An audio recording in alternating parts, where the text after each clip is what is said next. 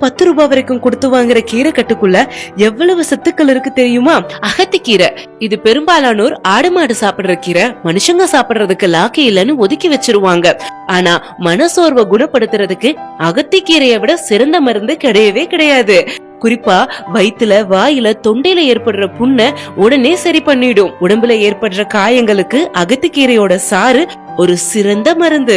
வெந்தயக்கீரை உடம்பு சோர்வை நீக்கி இன்ஸ்டன்டா சுறுசுறுப்ப கொடுத்துருது. நரம்பு தளர்ச்சியில இருந்து மீண்டு வர்றதுக்கு இது ஒரு சிறந்த மருந்து. உடலுக்கு குளிர்ச்சியை தருது வெந்தயக்கீரை. வல்லாரக்கீரை இது ஞாபக சக்தியை அதிகரிக்கும்னு நமக்கு தெரியும். இது ரத்தத்தையும் சுத்தம் செய்யுது. கால்சியமும் அயனும் இதுல நிறைய இருக்கு. பற்களோட மஞ்சள் கரையை போக்குறதுக்கு இது ரொம்பவே உதவி செய்யுது. மணத்தக்காளி கீரை வயிற்றுப்புண், குடல் புண்ணை குணப்படுத்துது.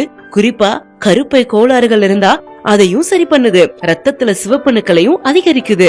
கல்லீரல் சம்பந்தப்பட்ட பிரச்சனை இருக்கவங்க மணத்தக்காளி கீரையை தொடர்ந்து சாப்பிட்டா ஒரு நல்ல தீர்வு கிடைக்கும். பாலக்கீரை ரத்தத்துல இருக்கிற சர்க்கரை அளவை சீரா வச்சுக்குது. புற்றுநோய் செல்கள் உடம்புல உருவாகாம இது தடுத்து நிறுத்துது. தாய்மார்களுக்கு அதிகமான பால் சுரக்க ரொம்பவே உதவி பண்ணுது. அரைக்கீரை இது விஷத்தை முறிக்கும் தன்மை கொண்டது. தோல் சம்பந்தப்பட்ட நோய்களை உடனே சரி செய்யும். சிறுகீரை பித்தம் சம்பந்தப்பட்ட பிரச்சனை இருக்கவங்க சிறுகீரைய சாப்பிட்டா ஒரு நல்ல தீர்வு கிடைக்கும். முகத்தை நல்ல பொலிவாவும் வச்சுக்க இது ரொம்பவே உதவுது. முருங்கைக்கீரை 300 வகையான நோய்களை குணப்படுத்துது. முருங்கைக்கீரை குழந்தையின்மை பிரச்சனைக்கு இது சிறந்த மருந்து. உடல் சூட்டை தணிக்கவும் மாதவிடாய் வலியை குறைக்கவும் இது ரொம்பவே உதவுது. முடக்கத்தான் கீரை மூட்டு வலி பிரச்சனை இருக்கவங்க இத சாப்பிட்டா உடனே ஒரு தீர்வு கிடைக்கும். முடக்கத்தான் எண்ணெய தேய்ச்சு வர பொடுகு தொல்லை ஓடியே போயிரும். தூதுவளைக்கீரை இருமலை உடனே சரி பண்ண இதை விட சிறந்த மருந்து இல்ல.